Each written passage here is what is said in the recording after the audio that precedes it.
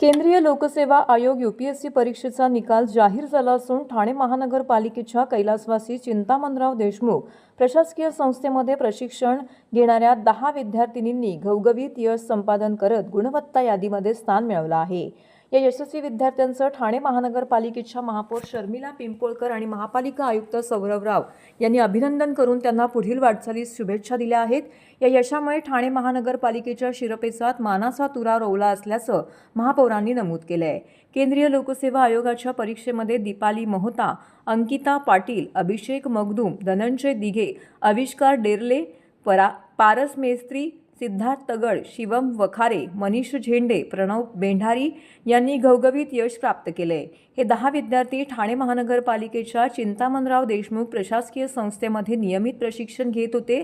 ठाणे महापालिका संचलित ही संस्था UPSC व MPSC स्पर्धा परीक्षांसाठी मार्गदर्शन व प्रशिक्षण देणारी महत्त्वाची संस्था असून येथून अनेक विद्यार्थी यापूर्वीही यश मिळवून शासनाच्या विविध सेवांमध्ये उच्च पदांवरती कार्यरत आहेत। प्रशासकीय सेवेमध्ये महाराष्ट्रातील मराठी विद्यार्थ्यांचा सहभाग वाढावा यासाठी संस्था सातत्याने प्रयत्नशील आहे।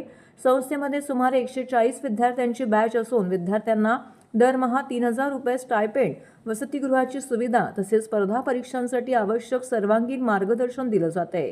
देशातील महापालिकांमध्ये स्पर्धा परीक्षांसाठी असे दर्जेदार प्रशिक्षण देणारी ठाणे महानगरपालिका ही अग्रगणी संस्था आहे।